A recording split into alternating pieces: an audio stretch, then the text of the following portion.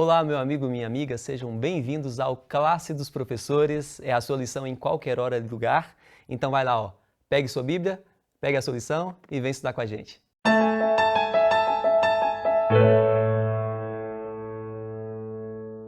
Meu amigo, minha amiga, sejam bem-vindos ao Classe dos Professores. É uma alegria muito grande ter a sua companhia aqui mais uma vez. A gente tem amigos que nos acompanham já há muitos trimestres, há muitas temporadas. E nós agradecemos por você estar aqui com a gente, por você também compartilhar essa mensagem com outras pessoas também. Se o canal tem crescido, e dá para ver lá pelo número de inscritos, né? Se o canal tem crescido a esse ponto, é porque você também tem abraçado esse ministério e tem nos ajudado ao compartilhar a mensagem com outras pessoas também. Sempre quando você receber um vídeo do Classe Professores, já pega, copia o link, coloca no seu status, deixa as outras pessoas também ver o que você está assistindo, tá? Elas vão olhar e vão perceber como você é diferente, né? Você é cristão, filho de Deus, você é diferente, as pessoas vão olhar, opa, o que ele assiste? O que ele está gastando o tempo dele? E aí ele vai também ter o contato com essa palavra que é poderosa, que tem nos fortalecido e tem nos colocado dentro do rumo certo, o rumo que nós estaremos trilhando para encontrar as mansões celestiais quando Jesus voltar para nos buscar. Olha, estamos aqui na lição 8 já. Passa rápido, né? Poucos dias atrás a gente estava apresentando a lição para você, a lição O Grande Conflito, e agora já estamos na lição 8. Ó, daqui a pouco já estamos indo para a reta final. Mas olha, vale a pena cada estudo que você para um momento aí para poder fazer, tá? Porque você vai adquirir um crescimento espiritual muito grande. E aqui vai um abraço muito especial para Lidiane Marciel, que nos acompanha lá de Ohio, nos Estados Unidos. Obrigado por sua companhia, tá? Continue nos acompanhando.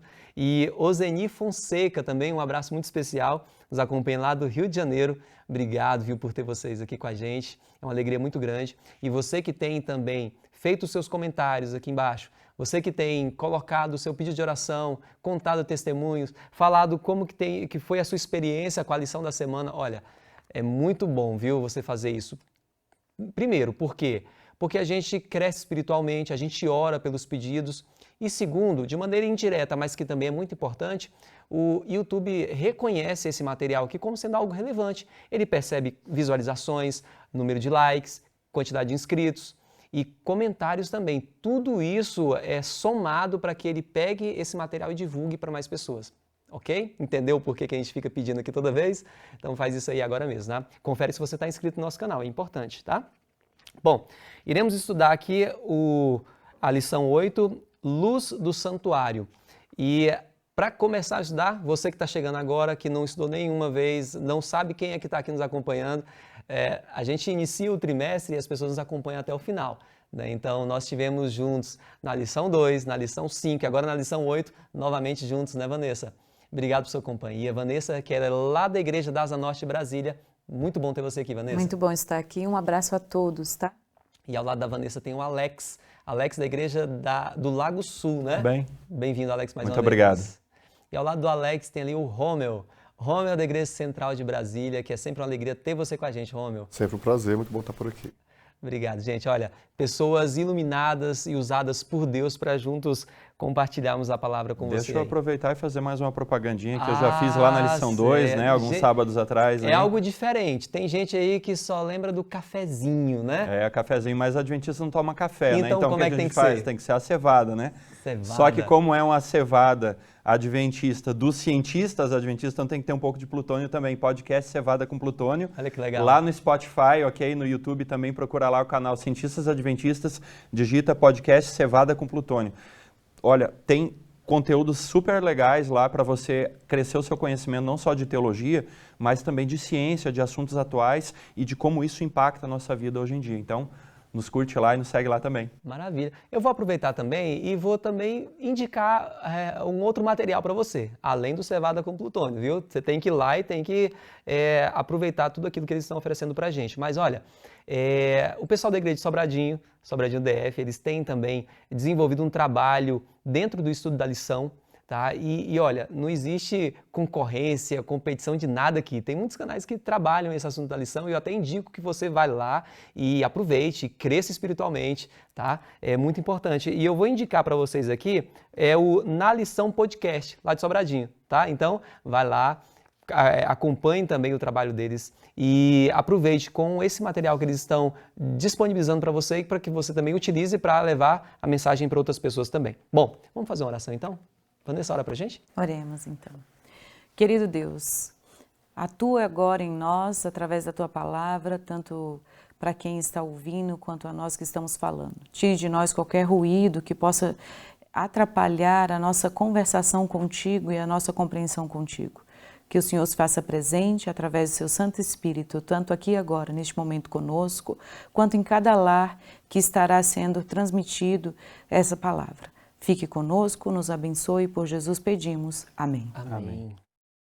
Bom, eu falei para você, né, que a gente está na lição 8 e você já percebeu, né, que toda semana a gente está falando sobre o livro Grande Conflito, né, e toda semana a gente também utiliza alguns capítulos desse livro aqui no estudo da nossa lição.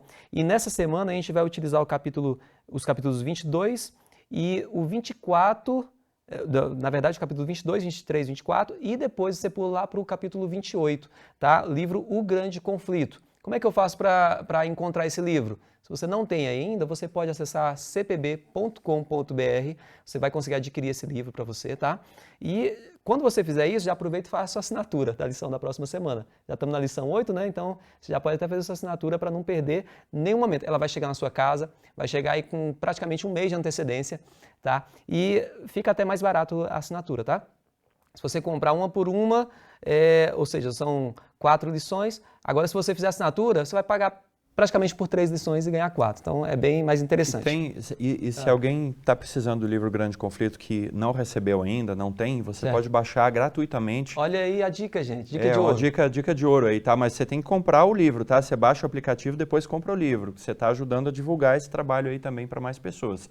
O aplicativo é Escritos de Ellen White. Lá você vai baixar toda a obra de Ellen White, está lá na sua App Store, e você consegue acessar, entre outros livros, o livro Grande Conflito, no conteúdo na íntegra, sem pagar um centavo por isso, tá certo? Mas fica aqui em nome de Jesus o apelo para você comprar o livro também. Maravilha, olha só.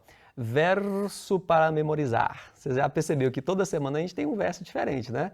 O dessa semana está lá em Hebreus capítulo 8, versículo 1 e 2, que diz assim: Ora, o essencial das coisas que estamos dizendo é que temos tal sumo sacerdote que se assentou à direita do trono da majestade nos céus, como ministro do santuário e do verdadeiro tabernáculo que o Senhor erigiu, e não o homem.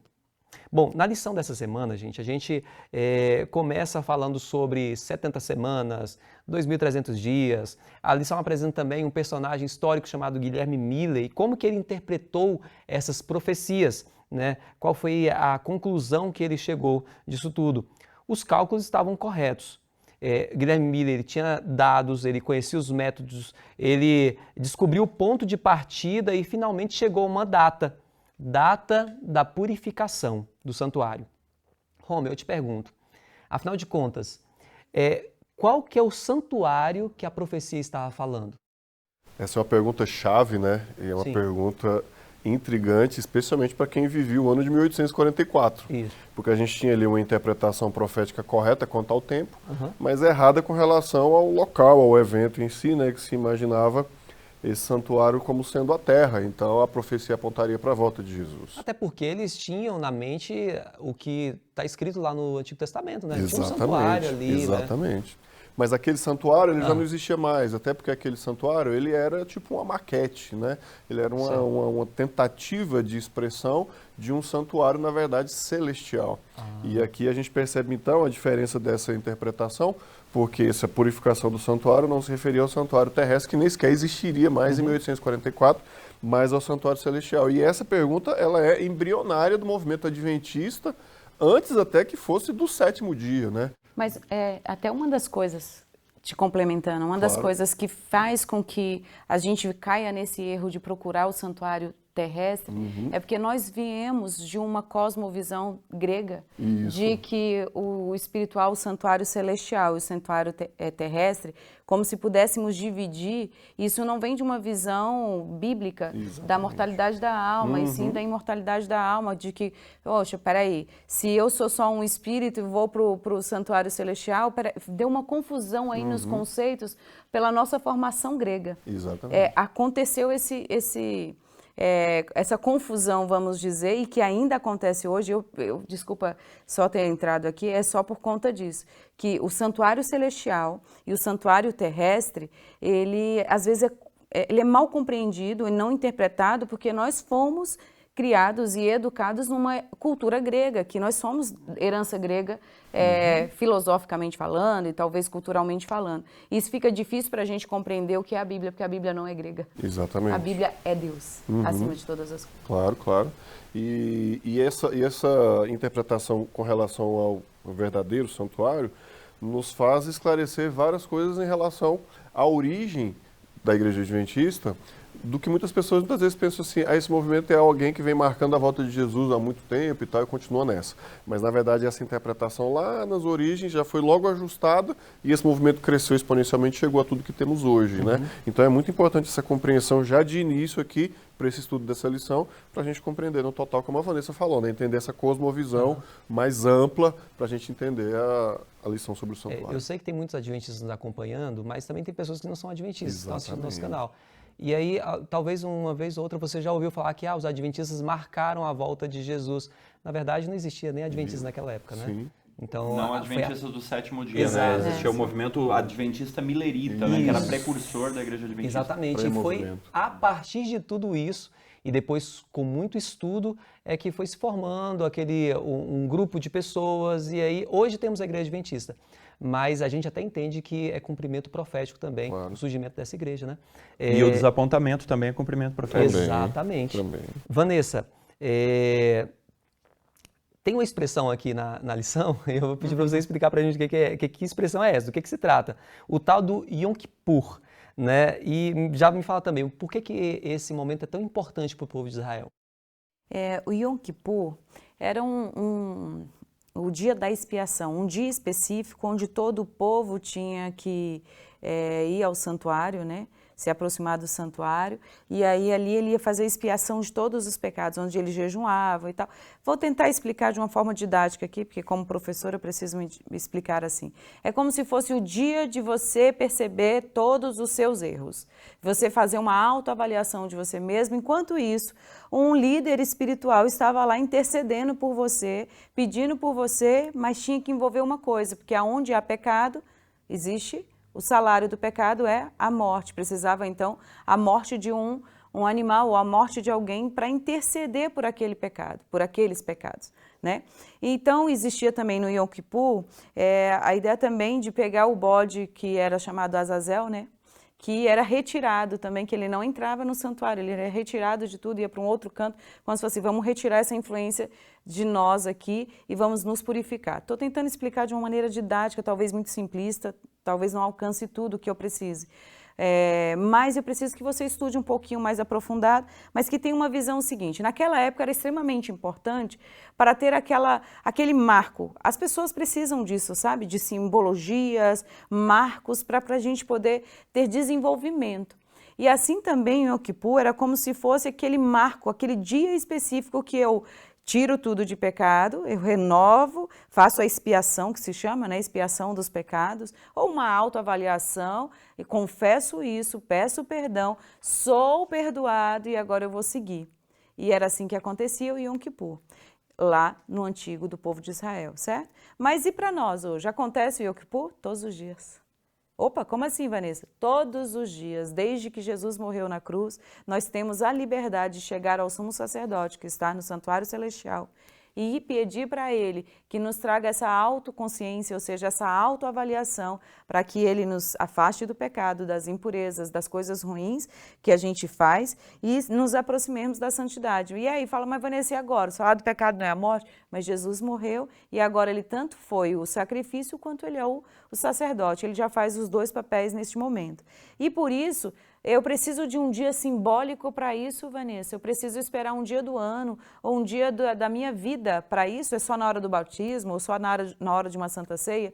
Não. O fantástico de tudo isso é que enquanto o povo de Israel tinha que esperar o Yom Kippur, nós podemos fazer isso todos os dias, você agora, se você quiser, se você aceitar. Você pode se colocar aí aos pés de Cristo e dizer, Senhor, me faça uma autoavaliação, me ajude, crie em mim, ó Deus, um coração puro, me transforma, me mostre o que eu tenho que mudar. E quando você fizer isso, sabe o que acontece?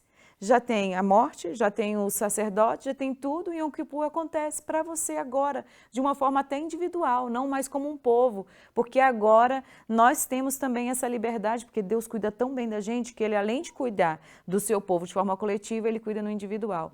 Então, o Yom Kippur, né? Ele está acontecendo hoje, acontecia, era extremamente importante, como ato simbólico, né, e também de renovação do povo, como hoje acontece também conosco sempre, não só como simbólico, mas que está acontecendo literalmente nos Santos dos Santos. Maravilha. Alex, a lição de terça-feira, ela fala sobre o juízo. E a gente não pode passar por alto desse assunto, porque em vários textos da Bíblia também remete a essa ideia do juízo. E eu queria que você comentasse para a gente sobre esse assunto. Eu vou tentar colocar um tema extremamente importante em poucas palavras aqui. Pegando aqui o que a Vanessa falou, é o seguinte: a gente sabe que o processo do santuário, ele é um modelo do plano da salvação como um todo, completo, né? Não só nos espaços, né, que estão ali representados, mas ao longo do tempo. Bem, tinha o Yom Kippur, que acontecia uma vez por ano. Diz o livro de Hebreus que o sacrifício de Cristo, ele é uma vez por todas. Cristo não precisa morrer todos os dias, porque ele é o sacrifício perfeito. O dia da expiação também. Lá no tempo hebraico, o Yom Kippur, ele repetia cada ano. Ele era o ápice da rotina espiritual de Israel. Era esse dia. Era um dia de exame, era um dia solene, era o dia que o sacerdote entrava no Santo dos Santos, fazia a purificação dos santuários, a cortina era lavada de todo aquele sangue que havia sido aspergido, então o sacerdote saía. O que é isso hoje escatologicamente, ou seja, o cumprimento das profecias do tempo do fim? Nós cremos, pela profecia dos 2.300 dias, das 2.300 tardes e manhãs, que o Yom Kippur escatológico começou em 22 de outubro de 1844, certo? Os adventistas inventaram isso. Não, está na Bíblia. Se você quer saber mais, procure uma igreja adventista e peça um estudo bíblico e alguém aí vai poder te acompanhar com mais detalhes sobre isso. Bem, o que acontece ali? Purificação dos pecados. É uma fase especial do santuário celestial, que é modelo, de acordo com o livro de Hebreus, né, que é cujo qual o terrestre era modelo, e Jesus começa a obra do juízo. Mas então esse é o juízo final? Não, porque era um processo que acontecia durante o dia. Então, a gente está exatamente nesse dia escatológico do Yom Kippur. Quando a gente vai para Apocalipse, essa cena ela é retratada acontecendo na Terra com as 3 mensagens. É quando o povo de Deus chama todas as igrejas, todas as pessoas para prestarem atenção nesse juízo que está acontecendo. Só que a gente tem que entender corretamente o Apocalipse, né? Eu quero recomendar para você esse livro aqui, Revelação de Jesus Cristo, do autor Ranko Stefanovic, que foi o autor de uma das lições da Escola Sabatina, acho que 2019. Perdão, esse livro é da casa também? Casa Publicadora, você pode entrar lá, cpb.com.br, charliepapabravo.com.br, entra lá, você adquire. Ele não é um livro muito barato, mas ele é um investimento que vale a pena cada centavo. O que acontece? Juízo, quando Jesus se levantar, quando ele terminar a obra que era prefigurada no Yom Kippur, Jesus vai se levantar e aí ele vem para a terra. Aí é aquilo que o conhecimento popular chama do dia do juízo final, mas na realidade o juízo já está acontecendo. Quando Jesus se levantar, ele vem para dar a sentença. E isso é extremamente importante, muito importante. Nós temos a parábola das virgens, né, que a lição falou, e eu quero chamar a atenção sua. Eu quero que você pare o que você está fazendo agora e preste atenção. Das 10 virgens, né, as 10 moças que estavam esperando o noivo, já dei a resposta. Quantas estavam esperando o noivo? Quantas? Eram 5 que estavam esperando o noivo? Todas estavam esperando, mas só apenas 5 estavam preparadas. Apenas 5 estavam preparadas. E o que é importante aqui, e eu quero fazer um contraponto com a teologia dispensacionalista, tá? Ao contrário dos dispensacionalistas, nós cremos pela Bíblia que quando Jesus voltar, querido, é game over. Acabou. Continue justo na sua justiça, continue o injusto fazendo a sua injustiça. Então o momento, por que eu estou falando isso? Porque o momento de eu me preparar é quando? É hoje, porque eu não sei o dia de amanhã. Quando Jesus voltar, não vai ter 7 anos de benesse para as nações aí para se arrepender. Não, quando Jesus voltar, acabou. não tem mais troca de lado. Então esse é um momento solene, assim como o povo hebraico tinha que se estar contrito de coração, nesse dia nós devemos também viver solenemente nesse momento que antecede a volta. Ótimo. Rômel, já pulando para a lição de quarta-feira, ainda dentro do contexto do santuário, qual que é a tal boa notícia que aparece aí nessa lição? Essa boa notícia aqui é um aspecto espetacular e o santuário nos traz lições maravilhosas, né? Ele vem fazendo aqui uma viagem por dentro do santuário, né? Que você chega, se aproxima do santuário, você encontra sangue em vários lugares. E você adentra ali e chega até ao lugar santíssimo. A boa nova é que nós podemos adentrar esse santuário. Mas para adentrarmos esse santuário, essa imagem que passa do sangue nos mostra que é o sacrifício de Jesus que nos possibilita entrarmos até ali, né? E ao chegar no lugar santíssimo, ali está a glória de Deus, mas ali também está a lei de Deus. A lei de Deus imutável, a lei de Deus eterna, mas a lei de Deus que se consubstancia por meio do sacrifício de Jesus, que cumpriu essa lei por nós, no nosso lugar. E a boa nova é que nós temos essa graça que nos substitui, que nos salva, nos substitui dessa condenação do pecado e nos possibilita irmos até Deus e estarmos em plena conexão com o Altíssimo. Então todo esse plano de salvação que é expresso no santuário é uma coisa muito bonita, né? É uma metáfora física, uma expressão ali de algo que a gente pode ver, pode compreender e, acima de tudo, precisamos ter essa experiência. Porque assim como a gente tem abordado na lição desse aspecto prático, é importante a gente viver isso. E essa busca diária de estarmos na presença de Deus, como a Vanessa mencionou, esse Yom Kippur diário, né, de nos renovarmos, de buscarmos essa transformação do Senhor, a gente vê toda essa expressão no santuário e essa boa notícia se torna algo extremamente importante para a nossa vida espiritual. Salvação que a gente está falando. Exatamente, né? Coisa maravilhosa. Vanessa, eu vou te fazer uma pergunta agora mais pessoal, né? E qual que é o seu sentimento em saber que Jesus é o seu advogado, é o seu sumo sacerdote? Vou te responder com a frase de Lutero, né, que dizia assim: quando eu olho para mim, não vejo como me salvar, mas quando olho para Jesus, não vejo como me perder. É mais ou menos isso? Então, quando eu olho para mim, que eu vejo que eu sou pecador, que eu sou uma pecadora, ou que tudo que está de mal em mim e que eu não conseguiria, é como se eu tivesse entrado dentro de Vamos pensar que esse Yom Kippur que a gente acabou de dizer aqui fosse uma audiência com um grande juiz que vai me julgar. Mas que eu já sei que eu sou culpada, eu sou a assassina, eu sou a adúltera, eu sou a perversa, eu sei que eu sou a culpada, eu já sei o final da minha sentença, que é morte. E eu já sei, eu estou dentro de vamos dizer assim, um tribunal sendo julgada e avaliada o tempo inteiro. Só que quando eu olho para o meu advogado, que além de ser o meu advogado, também já pagou a pena por mim, como pode isso? Isso não é só um advogado, isso é muito mais.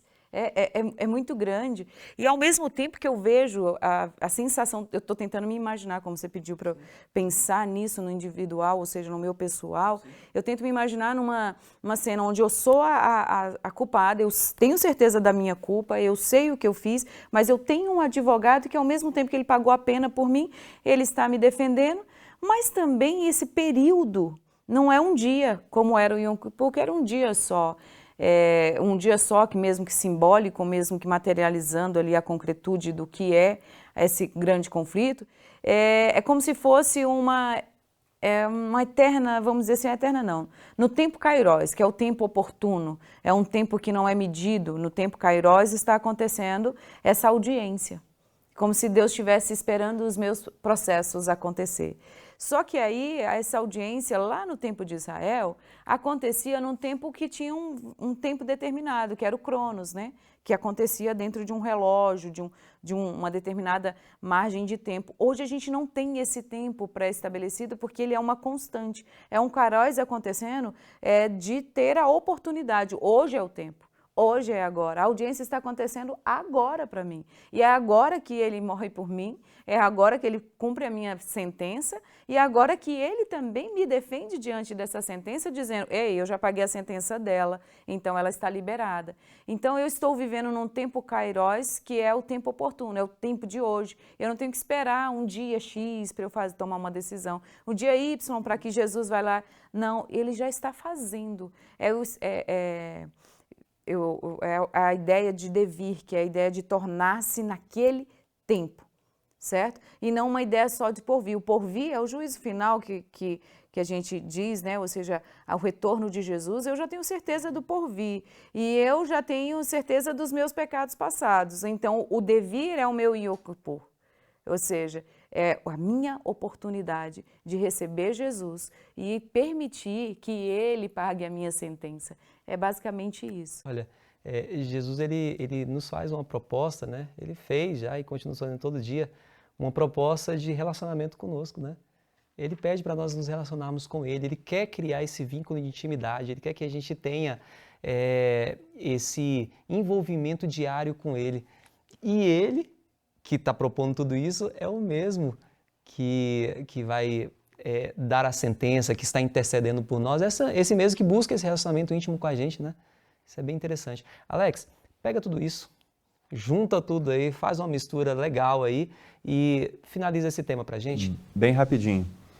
As pessoas costumam ter medo do juízo final. Mas deixa eu dar um reframing, né? Colocar isso dentro de uma outra perspectiva, para a gente entender que, na realidade, o juízo final, o juízo de Cristo, ele não é medo, ele é esperança. Por quê? Você concorda comigo que a raça humana está apartada de Deus por causa do pecado? Então, todos nós já nascemos condenados pela natureza, pelo nosso pecado, né? Como humanidade, como raça. O juízo, ele vem para nos dar uma alternativa. O juízo não vem para nos condenar, porque condenados a gente já está. O juízo vem para dar uma chance da gente se salvar. Então, o juízo é a melhor notícia que a gente pode ter. Agora sim, dependendo da escolha que a gente faz, a gente tem que ter esse medo desse Deus mesmo, né? Porque aí Deus vem aqui e vê que a gente está seguindo lá aquilo que a gente Ele falou. É justo, né? Aquilo que a gente falou na outra lição lá sobre a proposta de governo de Satanás. Então, acabou. Agora, o que eu quero destacar aqui, encerrando, é o seguinte. A nossa condição diante de Deus, nesse momento de juízo, nos leva a uma palavra: humildade. Humildade. Não existe espaço para prepotência nessa situação que nós estamos e no período que nós estamos vivendo. Quando eu sou humilde, isso vai me fazer menos crítico, vai me fazer trazer menos conflito com as pessoas ao meu redor, porque eu reconheço quem eu sou e a necessidade que eu tenho do Salvador. E eu convido você a tomar essa decisão, né? Eu convido você a reconhecer a necessidade que eu e você temos de Cristo e a gente, em humildade, buscar a intercessão e o poder de Cristo na nossa vida para que o juízo seja esperança para você e para mim. Gente, então é isso. Busque hoje mesmo construir esse relacionamento com Jesus, tá?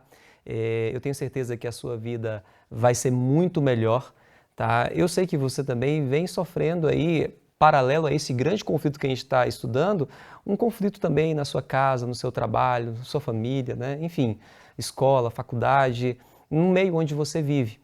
Tá? Construa um relacionamento com Cristo, chame Ele para viver os teus dias juntinho de você aí. Eu tenho certeza que Ele vai te ajudar a resolver os teus problemas e fruto também de todo esse relacionamento que você está construindo com Ele agora, vai poder ser evidenciado também no dia do juízo. Tá bom? Vamos orar? Querido Deus, obrigado, Senhor, porque todos os dias o Senhor nos busca a um envolvimento maior contigo. Nos ajude, Senhor, a ter uma sensibilidade de coração e humildade também para reconhecermos quem somos e colocar o Senhor como primeiro na nossa vida. Obrigado por tudo, nos abençoe, em nome de Jesus. Amém. Amém. Amém. Então é isso, obrigado, viu, mais uma vez por companhia de vocês. É muito bom ter vocês aqui nesse estudo com a gente e eu já deixo o convite aqui para a próxima semana, tá? Não deixe de estudar a sua lição todos os dias com a sua família aí. E também não deixe de acompanhar as nossas redes sociais Adventistas Lago Sul e até o nosso próximo encontro.